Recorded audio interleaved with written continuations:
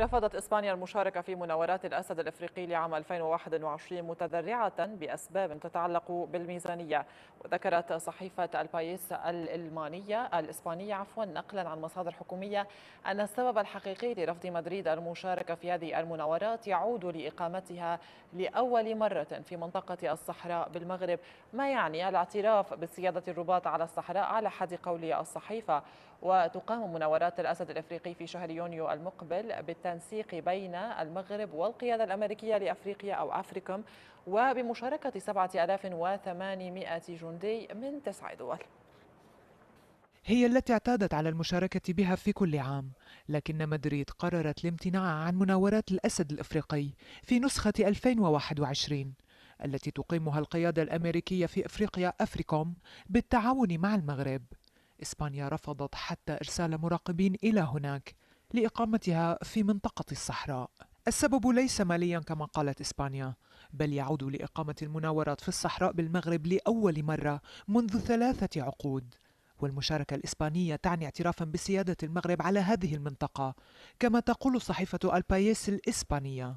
تضيف الصحيفة أن إقامة مناورات الأسد الإفريقي في الصحراء يندرج ضمن إجراءات الاعتراف الأمريكي بمغربيتها، اعتراف أقره الرئيس الأمريكي السابق دونالد ترامب ولم يعلق عليه بايدن حتى الآن.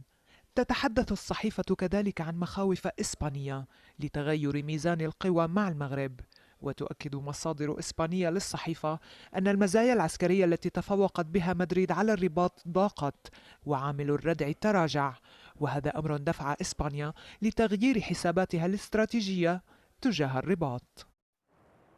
لمناقشة هذا الموضوع ينضم إلينا من الرباط عبر الأقمار الصناعية الدكتور عباس الوردي، أستاذ العلوم السياسية والقانون الدولي في جامعة محمد الخامس. أهلا بك دكتور.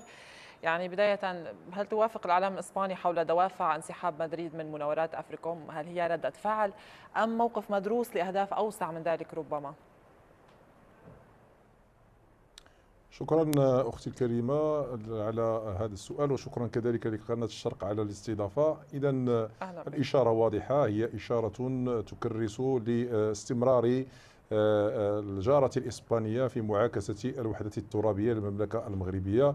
الكل يعلم أن هذه المناورات المشتركة هدفها تبادل الخبرات، وكذلك تمكين مجموعة من القوى الدولية من التمرس وكذلك على التدرب المباشر والاستفادة من الخبرات المتراكمة لجميع الدول. إذن إقامة هذه المناورات، مناورة الأسد الإفريقي التي تعتبر تاريخية على المستوى الدولي وليست هذه هي المرة الأولى، أعتبر من خلاله كأكاديمي على أن إسبانيا قد أعلنت بصفة مباشرة موالاتها لجبهة البوليزاريو، وكذلك لعدم تفهمها لموقف المغربي الذي يدافع عن أراضيه، وبالتالي فالأمر لا يعدو أن يكون بمثابة إشارة مباشرة على إقامة القطيعة مع هذا التوجه المغربي أولا، وكذلك على الاستمرار في التعنت تجاه الدبلوماسية المغربية، ولا على ذلك على أساس استمرار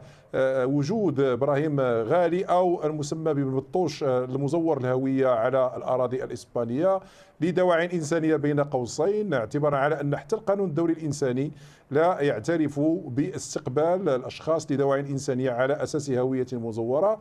ولذلك إشارة على أن المغرب قد أصبح قوة قارية بامتياز، وأصبحت إسبانيا تواجه هذا التقدم بالمجابهة وكذلك بخدمة أجندات سرية لعسكر الجزائر. الكل يعلم على أن عسكر الجزائر ضالع بطريقة مباشرة في توريط الجارة الإسبانية في هذا الملف الشائك.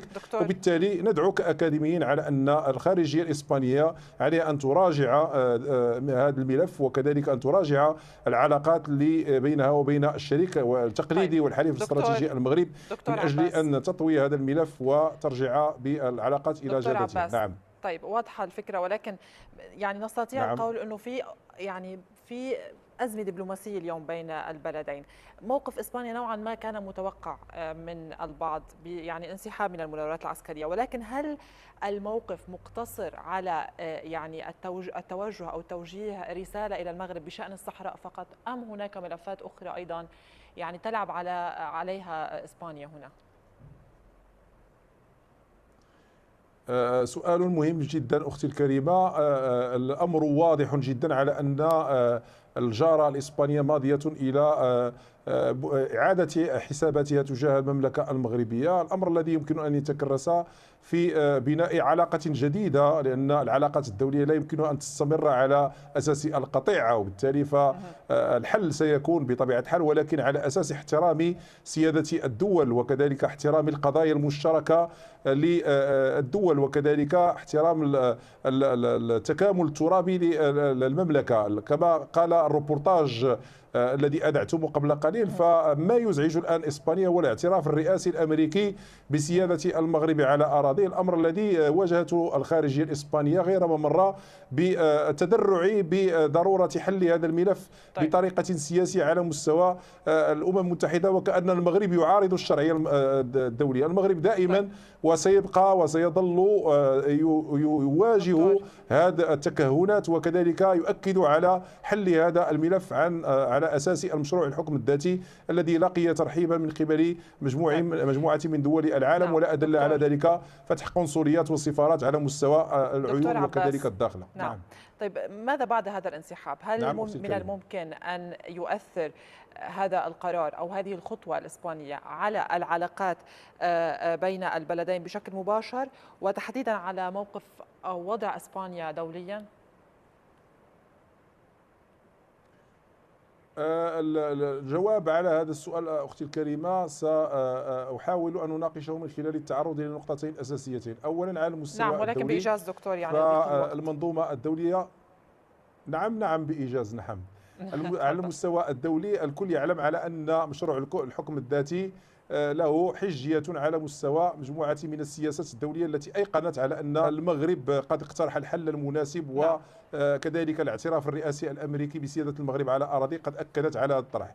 النقطة الثانية، نعم ستكون هناك مجموعة من الإسقاطات على مستوى العلاقات، أولا الاقتصادية والاجتماعية وكذلك السياسية والأمنية بين الدولتين، لأننا العلاقات تبنى على الاحترام، والاحترام وحسن الجوار هو أحد المبادئ الأساسية التي تم التنصيص عليها في ديباجة ميثاق الأمم المتحدة. وبالتالي إذا لم يكن هذا الاحترام فلا المغرب ولا إسبانيا ليس من مصلحتهما الاستمرار في هذه المواجهة، والمغرب واضح في هذا الملف على أنه يبين غير ممر عن حسن نيته وينتظر جوابا شافيا من قبل الجارة الإسبانية، الأمر الذي لا زالت إلى يومنا هذا تتلكأ فيه الخارجية الإسبانية. وكأكاديميين ندعو إلى إطلاق مبادرة أكاديمية سياسية بين جميع الفرقاء من أجل حل هذا الملف.